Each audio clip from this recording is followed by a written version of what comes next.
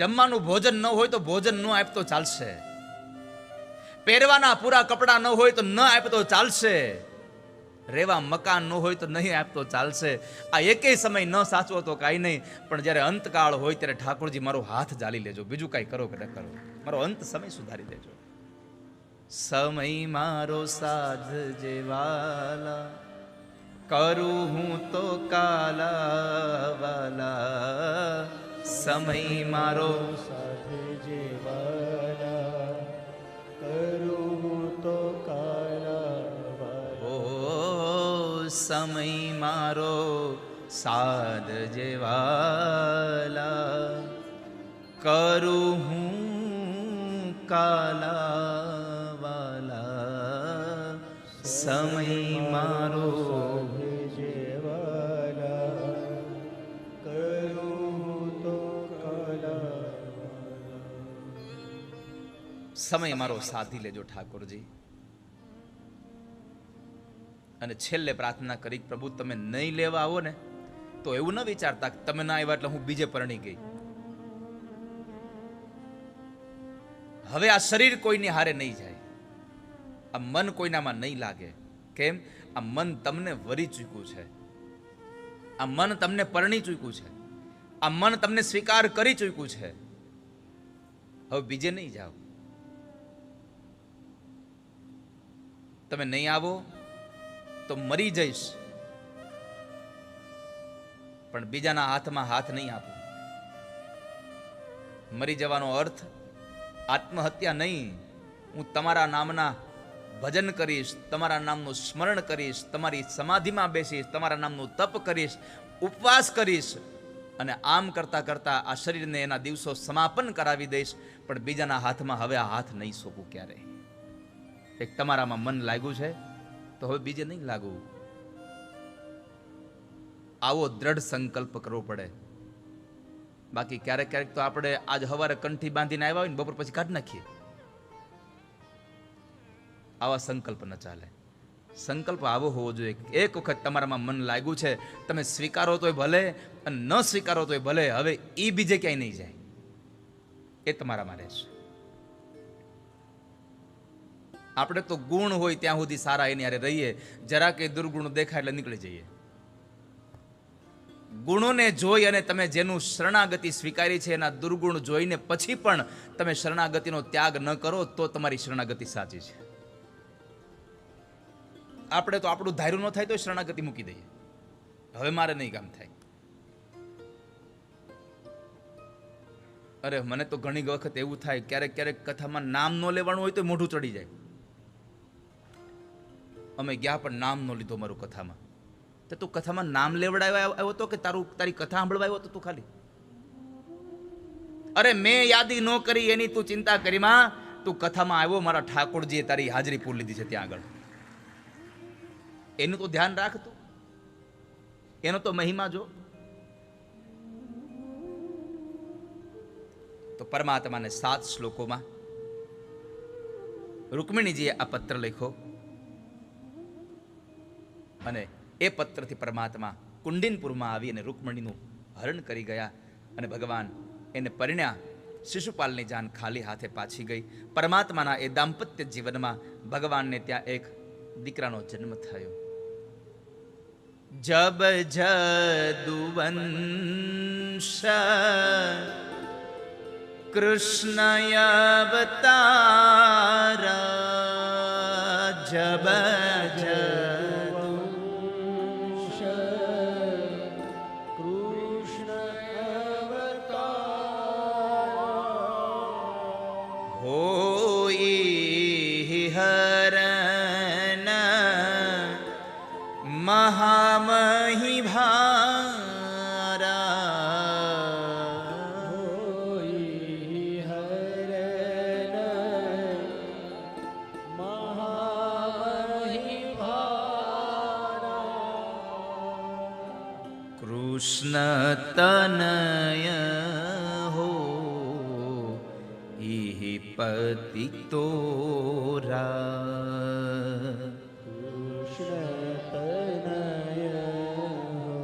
કામદેવની પત્ની રતિએ જઈને ભગવાન મહાદેવને પ્રાર્થના કરી કે હે નાથ, હે પ્રભુ, તમારા ત્રીજા લોચનની આ આગથી બળી ગયેલો મારો પતિ મને પાછો ક્યારે મળશે? અને ભગવાન મહાદેવે કહ્યું કે હે રતિ, જ્યારે યદુવંશનો આ સંસારમાં પ્રાદુર્ભાવ થશે, પરમાત્મા પ્રગટ થશે અને એ પરમાત્માના લગ્ન થશે, એ પરમાત્માના દાંપત્ય જીવનમાં રૂકમિણીને ત્યાં જે દીકરો જન્મશે એ તારો પતિ કામદેવ હશે. કૃષ્ણ તનય પતિ હોઈ તોરા, કૃષ્ણ તનય હો. અને જો કનૈયાનો દીકરો જન્મે તારો પતિ ન હોય તો મારું વચન એ સાચું ન થાય. બચનું અન્યથા હોઈ ન મોરા.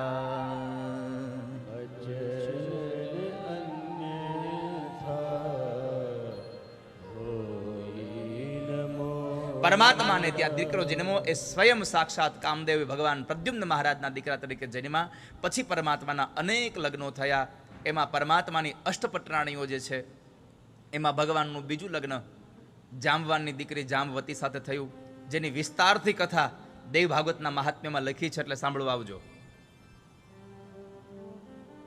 દેવ ભાગવતના મહાત્મ્યમાં કે જામવતી સાથે ભગવાને લગ્ન શું કામ કર્યા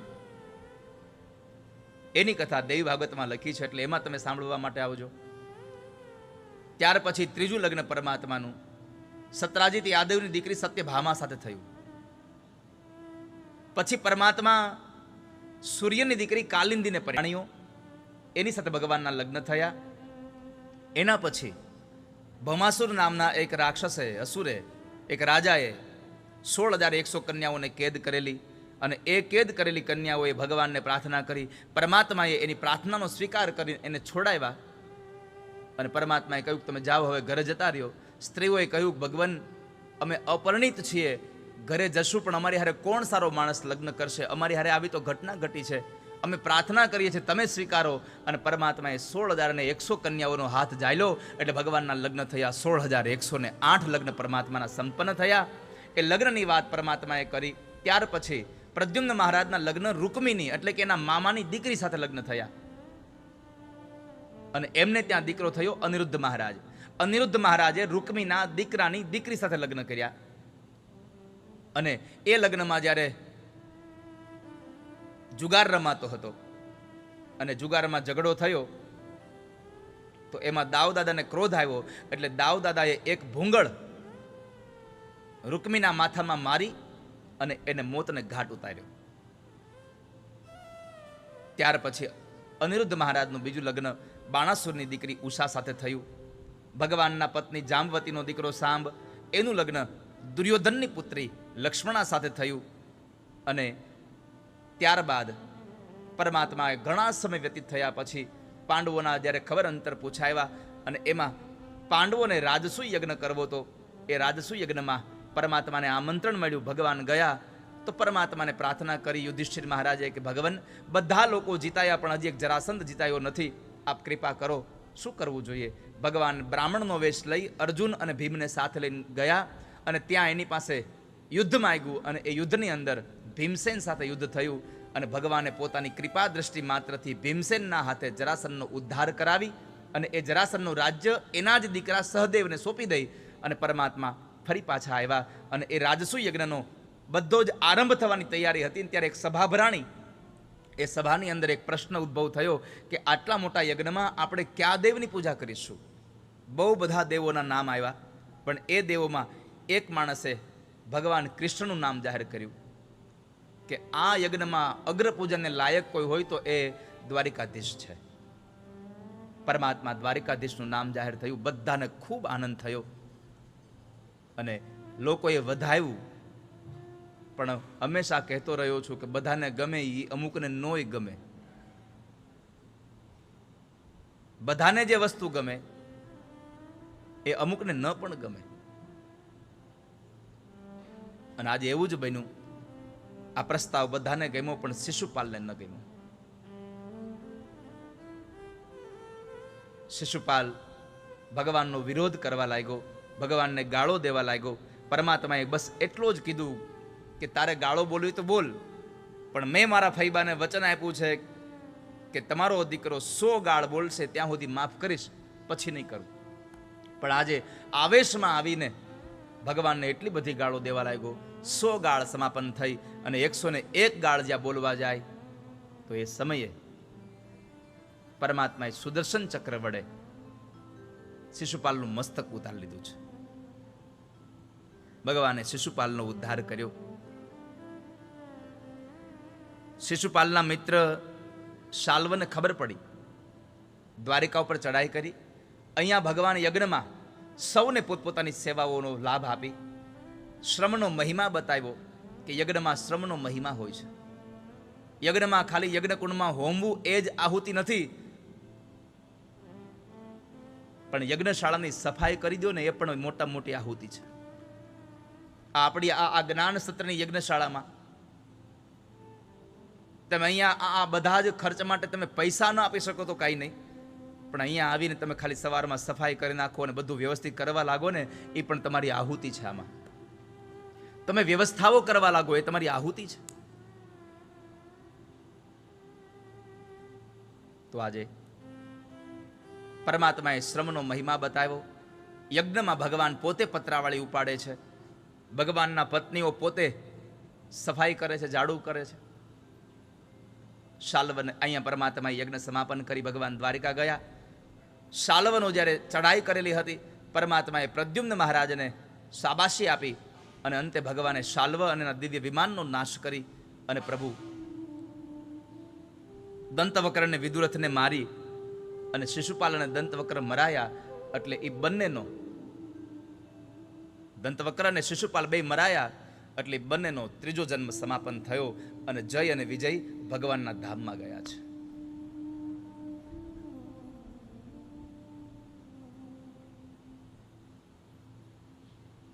પરમાત્મા આપણું બધું સારું કરી રહ્યા છે. આ યજ્ઞમાં એક બધા લોકોને સંદેહ થયો હતો.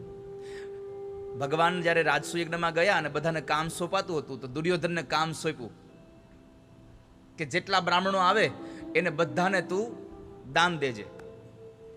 દુર્યોધનને જે જોતું હતું એ મળી ગયું, કારણ કે દુર્યોધન ઈચ્છતો હતો કે પાંડવોનો ખજાનો ખાલી થઈ જવો જોઈએ, આવી એની ઈચ્છા હતી. પાંડવોનો ખજાનો ખાલી કરવા માટે થઈ અને દુર્યોધન જેને 2 રૂપિયા દેવાના હતા એને 200 આપે, જેને 100 દેવાના હોય એને 10,000 આપે, વધારે વધારે દેતો ગયો. બધા લોકો વિચારમાં પડી ગયા કે ભગવાને એક કામ ઊંધું સોંપ્યું છે, આ દુર્યોધનને નહોતું સોંપવાનું. પણ લોકોને ખબર નહોતી કે પરમાત્મા જ્યાં હોય ને ત્યાં વિજય જ હોય.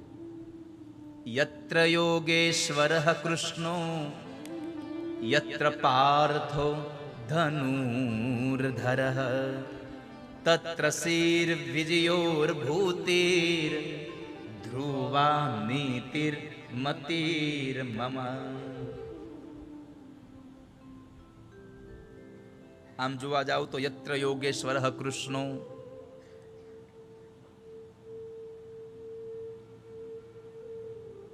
જ્યાં કૃષ્ણ અને ધનુર્ધારી પાર્થ છે. પાર્થનો અર્થ છે પુરુષાર્થ અને યોગેશ્વર શ્રી કૃષ્ણ એટલે ભગવદ કૃપા, તમારો પુરુષાર્થ. અને પરમાત્માની કૃપા જો એમાં ભળી જાય તો તમને કોઈ પણ કાર્યમાં સફળતા પ્રાપ્ત થઈ જાય, એનું આ પ્રત્યક્ષ ઉદાહરણ છે. અર્જુને પુરુષાર્થ કર્યો, પરમાત્માએ કૃપા વરસાવી. યત્ર યોગેશ્વરઃ કૃષ્ણો યત્ર પાર્થો ધનુર્ધરઃ. આ બે ભેગા થાય એટલે શું થયું તો કહે છે તત્ર શ્રી વિજયોર.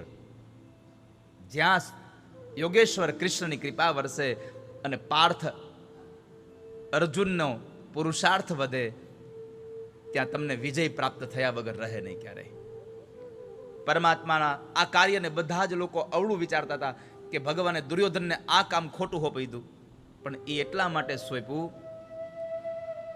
કે બીજા કોઈને ખબર નહોતી, ભગવાનને ખબર હતી કે દુર્યોધનના હાથની રેખામાં એટલો યશ છે કે જેટલું દાન દે એનું અનેક ગણું ફરી પાછું એના ભંડારમાં આવે.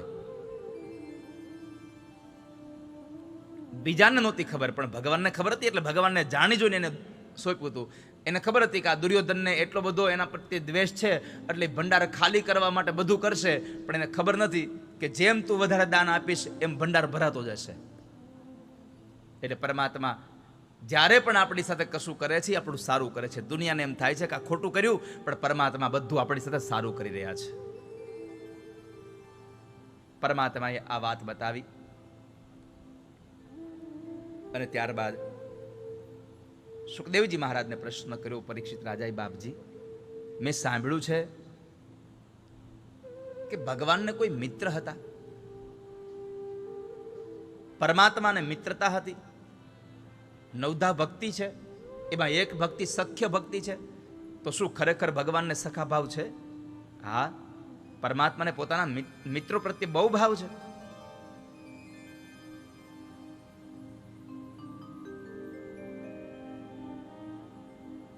તો કૃપા કરો ને પ્રભુ, ભગવાનનો કોણ મિત્ર, ભગવાનની કેવી મિત્રતા મને જણાવો ને, મારે સાંભળવું છે. પ્રભુને મિત્રતા કેવી?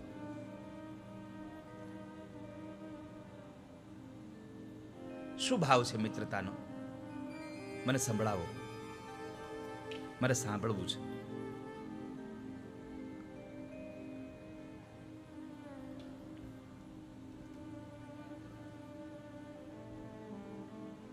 એ કથા સાંભળે છે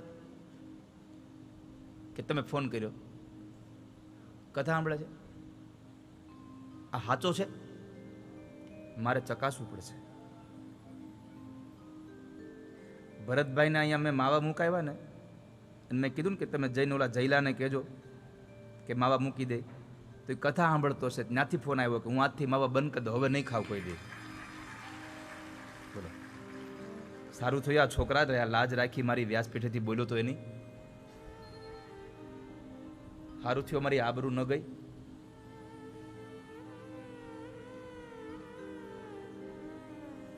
આબરૂની વાત જ્યારે જ્યારે આવે ને ત્યારે મને મારા પ્રિય સાંઈરામ દવે, જેની સાથે મારી, આપ સૌ જાણો છો કે એ સાંઈરામ દવે હોય, કીર્તિભાઈ હોય, આ બધા સાથે મારી ખૂબ આત્મીયતા. તો સાંઈરામભાઈના બાપુજી વિષ્ણુ પ્રસાદ, એના ઘરમાં એકવાર જમવા ગયા. તો સાંઈરામભાઈએ કંઈક, એ બાપ દીકરો બે મજાક જ કરતા હોય, તો હું બેઠો હતો ને એને મજાક કરીને, તો વિષ્ણુભાઈ કહે, એ કે સાંઈ, આ જિજ્ઞેશ દાદા બેઠા છે ને તે મારી મજાક ઉડાડી, સારું થયું આબરૂ નહોતી, નકર જાતા હું વાર લાગે. કે આજે સાંઈરામભાઈના આખાય પરિવારનો ખૂબ સ્નેહ અમારી સાથેનો.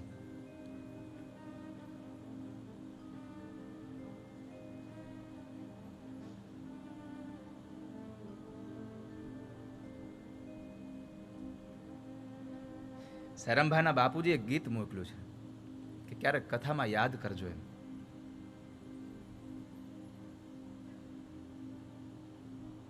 ક્યારેક ચડી જશે તો એની ઈચ્છા સંપન્ન. આપણે તો અહીંયા બેસીને લોકો પ્રસન્ન કેમ થાય એ જ કરવાનું છે. તમે કેમ ખુશ રહો, અને તમે ખુશ હશો તો ક્યારેક અમને ખુશ કરવાના તમારા વિચારો થશે, અમને રાજી કરવાના વિચારો. અને આ બધો અરસપરસ મામલો છે, બીજું કશું જ નથી.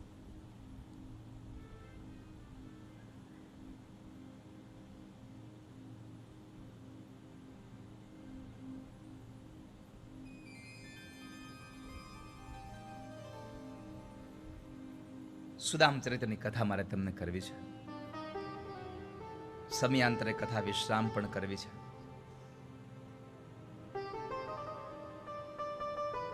થઈ જશે, ચિંતા ન કરશો.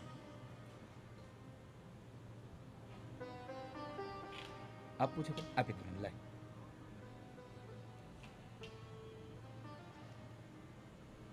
હવે ચિઠ્ઠી દેવાનો આવતો. કોક મને હોનાનો મુગટ પહેરાવવાનો હોય તોય દેવાનો આવતો.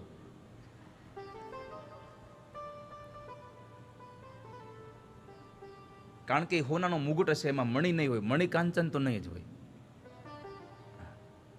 જેમ ગઈકાલે મણિકાંચન યોગ હતો આપણો શાસ્ત્રના ન્યાયે.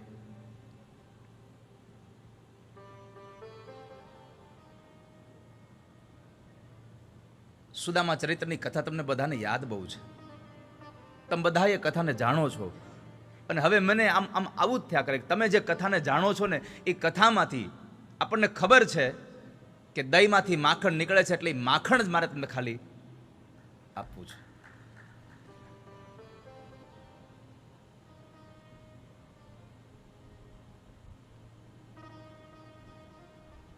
પરમાત્મા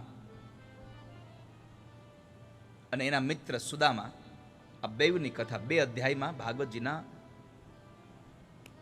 આ દિવ્ય ગ્રંથમાં લખી છે.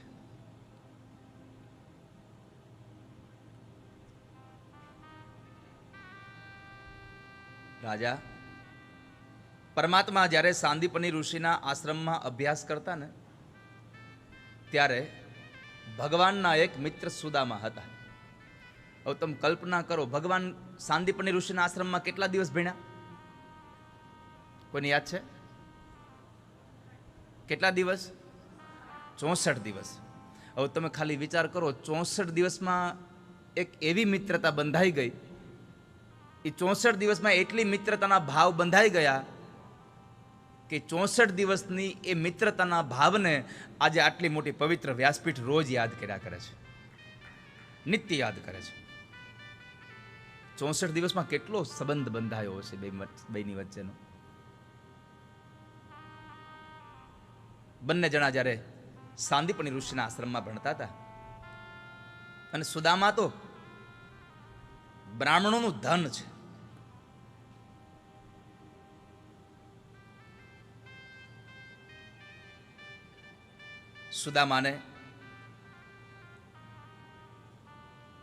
સુદામા એમ કહે કે હું કૃષ્ણનો મિત્ર છું, તો એનો વજન બહુ ઓછો થાય. સુદામા એમ કે કૃષ્ણ મારા મિત્ર છે, તો એનો વજન એ ઓછો થાય. પણ કૃષ્ણ સ્વયં એમ કહે હું સુદામાનો મિત્ર છું. કૃષ્ણસ્યાસી સખા કશ્ચિ બ્રાહ્મણો બ્રહ્મવિત્તમ વિરક્ત ઇન્દ્રિયાર્થેષુ પ્રશાંતાત્મા જીતેન્દ્રિય.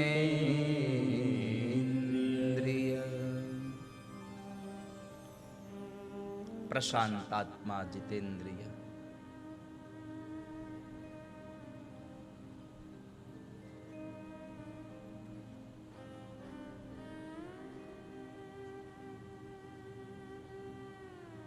રાજા બ્રહ્મને જાણે એ બ્રાહ્મણ એવો એક ભગવાન જ જેનું સાચું ધન છે, એવો એક બ્રાહ્મણ સુદામા, જેણે પોતાની ઇન્દ્રિયો ઉપર વિજય પ્રાપ્ત કર્યો છે. જીતેન્દ્રિય, પોતે પ્રશાંત છે, ક્યારેય ઉગ્ર ન થાય એવા પ્રશાંત આત્મા વાળા એ સુદામા પત્ની સુશીલા, બાળકો, રહેવા સારું મકાન નહીં, પહેરવા પૂરા કપડાં નહીં, જમવા માટે જુવાર નહીં, અને છતાંય આ સંસારમાં કોઈની પાસે માગું નહીં, આવું અયાચક વ્રત લઈ અને સુદામદેવ બ્રાહ્મણ બેઠા છે. કોઈની પાસે માગું નહીં ક્યારે.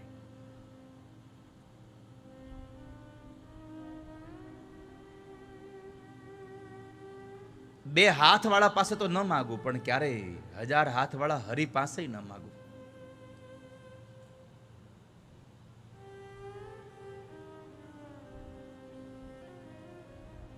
એમાં એક વખતના સમય પત્નીએ કહ્યું, કારણ કે એના બાળકોને ભૂખ બહુ લાગી હતી, ઘરમાં અનાજ નહોતું.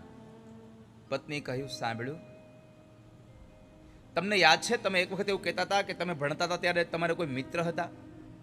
અરે હા હા સુશીલા, દ્વારિકાવાળા કૃષ્ણ મારા મિત્ર છે, અમે બે સાથે ભણતા હતા. તો તમે જાઓ ને, કૃષ્ણને મળી આવો ને. સુદામા સમજી ગયા હતા કે શું કામ કહેવા માંગે છે. એટલે એણે સામેથી કીધું કે સુશીલા, તમને તો ખબર છે મારે અયાચક વ્રત છે, હું કોઈ પાસે માગતો નથી. અરે અરે, પણ હું માગવાનું ક્યાં કહું છું? હું તો ખાલી તમારા મિત્રને મળવા જવાનું, અને તમે ત્યાં જશો તો તમને દ્વારિકાધીશના દર્શન થશે, એટલા માટે તમને કહું છું.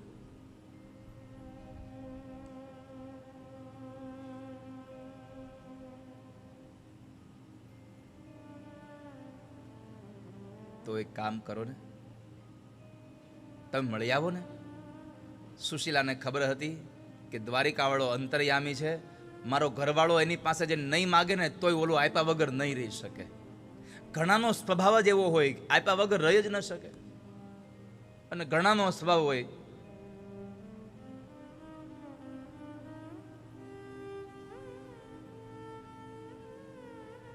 તો સુશીલાને ખબર હતી, એટલે સુશીલાએ કહ્યું જાઓ ને, મળી આવો ને. સુદામાના મનમાં એમ થયું કે પત્ની આજ પહેલી વાર મારી પાસે કશું માગ્યું છે, અત્યાર સુધી ક્યારેય કશું માગ્યું નથી, આજ પહેલી વાર માગ્યું કાંઈ.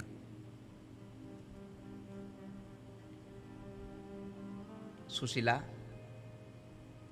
કોઈના ઘરે જઈએ તો ખાલી હાથે થોડું જવાય? કોઈના ઘરે ખાલી હાથ ન જવાય.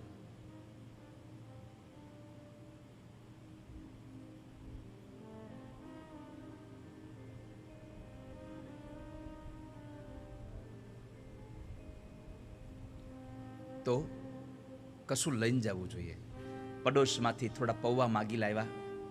દીકરાઓ માટે માગવા ન ગયા, પણ પ્રભુ માટે માગવા ગયા. પરમાત્મા માટે માગ્યું છે.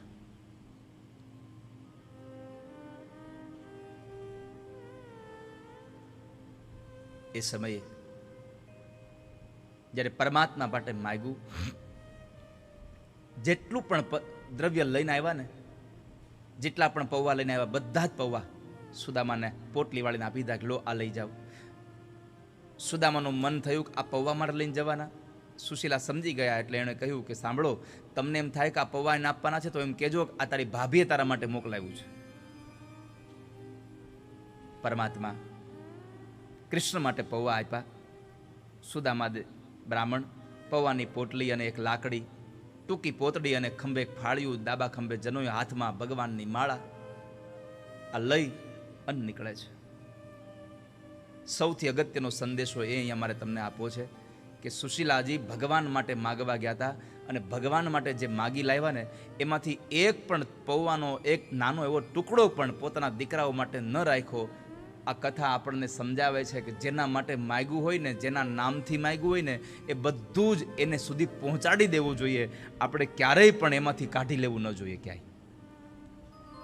હું હંમેશા કહેતો રહ્યો છું કે સેવા કરનારા લોકો આ વાતને પહેચાને, આ વાતને જાણે કે સુશીલાએ જે પૌવા માગ્યા એ પ્રભુના નામે માગ્યા હતા, અને પ્રભુના નામે માગ્યા તો બધું જ પ્રભુ સુધી પહોંચવું જોઈએ.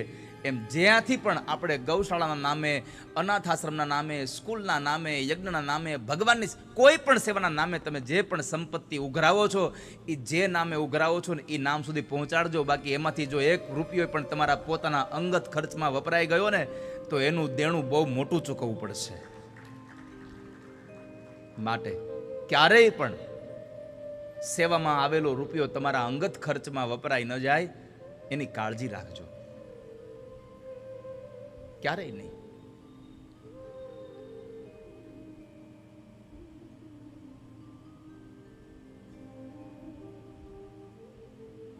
એમાં સુશીલાજી આપેલા પૌવાની પોટલી લઈને સુદામદેવ બ્રાહ્મણ નીકળે. ચાલતા ચાલતા ગયા, માર્ગમાં સૂઈ ગયા, અને ગરુડજીએ એને દ્વારિકા પહોંચાડી દીધા. હરે રામ રામ રામ હરે હરે,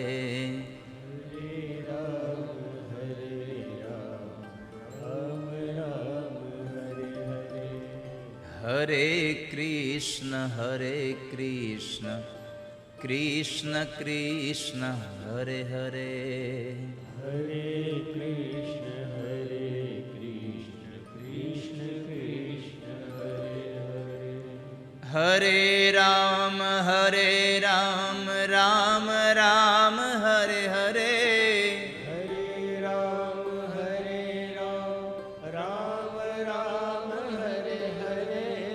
હરે કૃષ્ણ કૃષ્ણ કૃષ્ણ હરે હરે, હરે કૃષ્ણ કૃષ્ણ કૃષ્ણ હરે હરે, હરે રામ રામ રામ હરે હરે, રામ રામ રામ હરે હરે, હરે કૃષ્ણ કૃષ્ણ કૃષ્ણ હરે હરે. હરે કૃષ્ણ કૃષ્ણ સુદામા ગાતા ગાતા ગયા. ગરુડજીએ દ્વારિકાની બહાર ઉતારેલા અને ત્યાંથી ચાલતા ચાલતા જતા હતા. એમાં બરાબર સામે એક નગરી દેખાણી એટલે પૂછ્યું કોઈને કે ભાઈ આ કયું ગામ છે? તો કે આ તો દ્વારિકા છે, આ તો દ્વારિકા છે.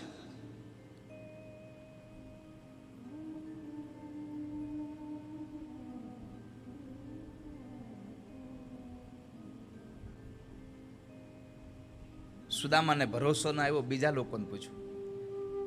જેટલાને પૂછ્યું બધાએ કહ્યું આ તો દ્વારિકા છે, દ્વારિકા છે. તો કહે છે કે દ્વારિકા છે તો દ્વારિકા નાથનો મહેલ ક્યાં છે, એની હવેલી ક્યાં છે? લોકોએ ચિહ્ન બતાવ્યું, જો પેલી સફેદ 52 ગજની ધજા ફરકે ને એ દ્વારિકાના નાથનો મહેલ છે.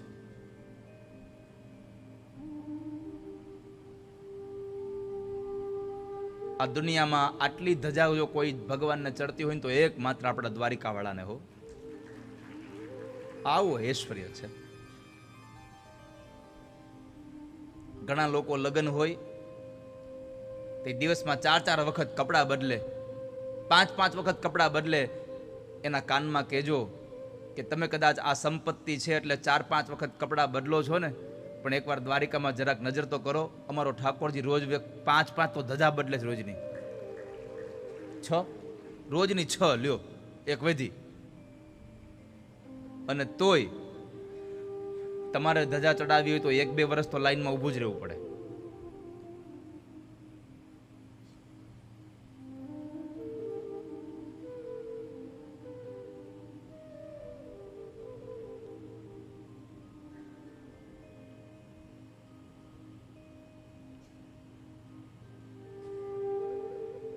તો ભગવાનના દ્વાર સુધી એ સુદામદેવ પહોંચે છે. દ્વારપાળો રોયકા એ કથા છે પણ ભાગવતની નથી, એ રૂપક છે. તમને બધાને ભાવ પ્રગટ થાય, કથા સાંભળવામાં તમને આમ બધાને ખૂબ રસ પ્રગટ થાય એટલા માટે ભાવ છે કે દ્વારપાળે રોયકા ને જવા ન દીધા ને પછી બીજા દ્વારપાળે જઈને ભગવાનને કીધું.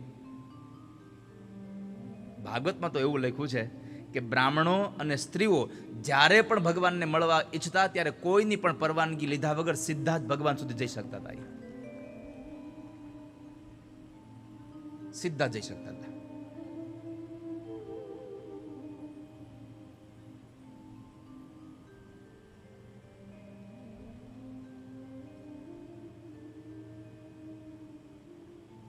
પણ અહીંયા દ્વારપાળોને રોયકા ભગવાન સુદામાને કહ્યું અત્યારે ન જવાય, તમારે જે કાંઈ દાન દક્ષિણા જોતી હોય હું આપી દઉં. સુદામાએ કહ્યું મારે કાંઈ જોતું નથી, પણ તમે ખાલી કૃષ્ણ જેને એટલું કહો, એનો મિત્ર છું, એને મળવા આવ્યો છું, તમે કૃષ્ણને મારા સમાચાર આપો ને. કહો કોઈ દ્વારિકાધીશને સુદામો દ્વારે આવ્યો છે,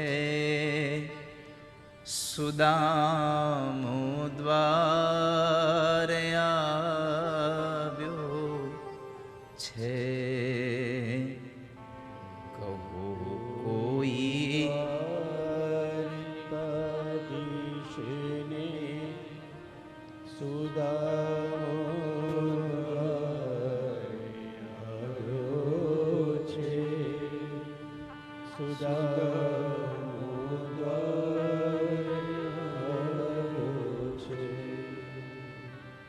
કહો કોઈ શ્યામ સુંદરને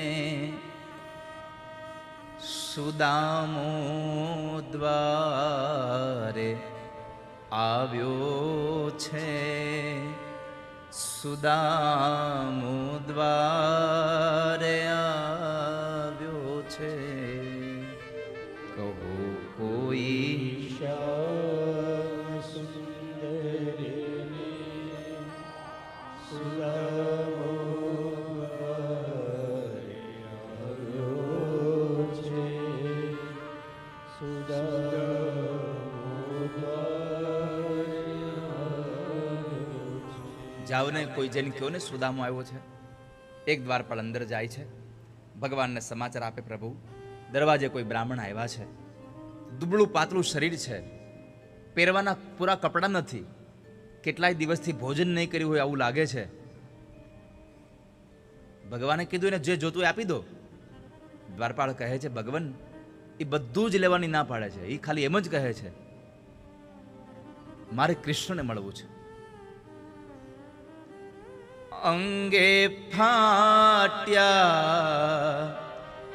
તૂટ્યા વસ્ત્રો, ઊંડી ઉતરી ગઈ આંખો. અંગે ફાટ્યા તૂટ્યા વસ્ત્રો, ઊંડી ઉતરી ગઈ આંખો.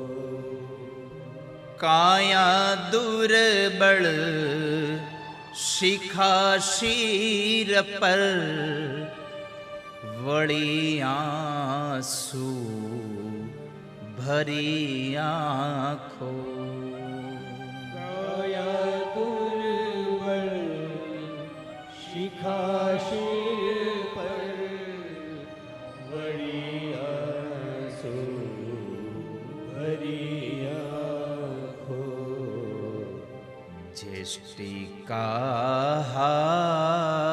હાથમાં લઈને સુદામો દ્વારે આવ્યો છે, સુદામો દ્વારે આવ્યો છે. જેષ્ટિકા કોઈ જઈને કહો ને કનૈયાને કે સુદામો આવ્યો છે.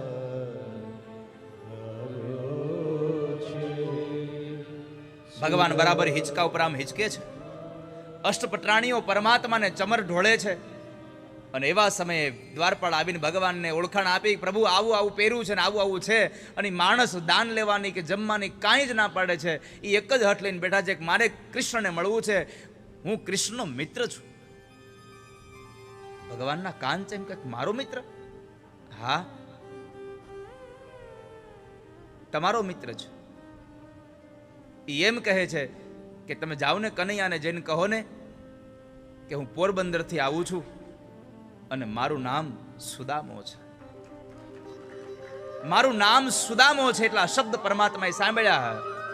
સુણ્યું કાને પ્રભુએ જ્યાં, ભૂલી દેહ ભાન દોડ્યા છે. સુણ્યું કાને પ્રભુએ જ્યાં, ભૂલી દેહ ભાન દોડ્યા છે. ભગવાન એકદમ દોડ્યા છે. મારો સુદામો આવ્યો છે. ભગવાન સુદામાને મળવા માટે દોડ્યા છે. મેં ગઈકાલે પણ એક વાત યાદ કરાવી હતી કે સુદામા ચાલીને પરમાત્માને મળવા આવ્યા. એ વાતની ખબર જ્યારે ઠાકોરજીને પડી તો ભગવાન ચાલીને મળવા ન ગયા, ઠાકોરજી દોડીને મળવા ગયા. એટલે તમને કહું છું કે તમે પરમાત્મા તરફ ચાલવાનું રાખો. એકના એક દિવસ કૃષ્ણ જ્યારે પણ એને મન થશે ને ત્યારે દોડીને તમને મળવા માટે આવશે. કૃષ્ણ તમને મળવા આવશે. ભેટીને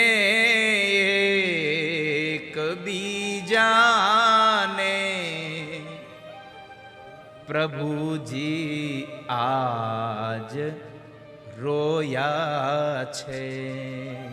ભેટીને ભેટીને એક બીજાને સમૃદ્ધિવાન મિત્રને કદાચ ગરીબ મિત્ર મળે અને એને આમ આમ આમ આમ પોતાના હક એને બાથમાં ભરે, ભેટી પડે તો કદાચ ગરીબ હોય એ તવંગરને જોઈને રડી પડે. પણ આજ કહેતા આનંદ થાય છે કે કૃષ્ણ એટલા તવંગર હતા પણ એ સુદામાને ભેટીને રડ્યા ને ત્યારે અનુભવ થયો કે કનૈયા કરતા તો વધારે ધનવાન તો આપણો સુદામો છે.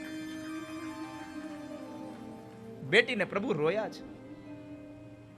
તમે કલ્પના તો કરો, કૃષ્ણ જ્યારે એ દ્વારિકાના દરવાજા ઉપર સુદામાને પોતાના બાથમાં ભીડી અને પ્રભુ રોતા હશે, ઠાકોરજી લાગતા કેવા હશે? પ્રભુ કેવા લાગતા હશે? ભેટીને એક બીજાને પ્રભુજી આજ રડિયા છે.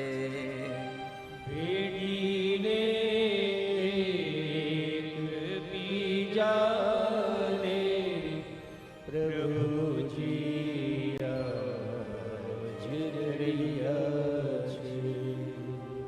તાંદુલની પોટલી લઈને સુદામો દ્વારે આવ્યો છે. સુદામો દ્વારે આવ્યો છે. તાંદુલની પોટલી લઈને સુદામો દ્વારે આવ્યો છે. ભગવાન દોડતા દોડતા ગયા, 56 સીડી ઉતરે છે.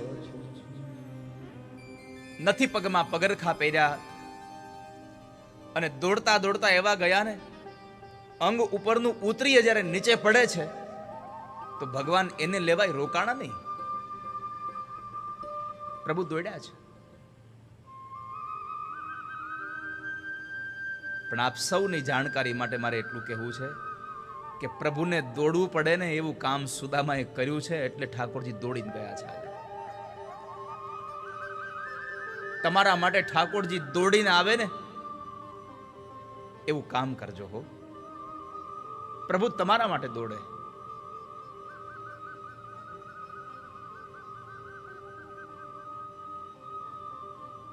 આ સંસારના એક પણ એવા અવરોધ ન આવે કે જે ઠાકોરજીને રોકી રાખે. તમારા માટે કૃષ્ણ દોડીને આવે એવું કરજો.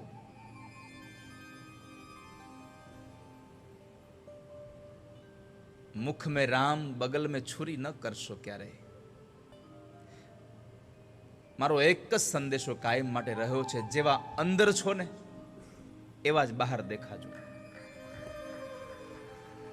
જે અંદર છો એ જ બહાર.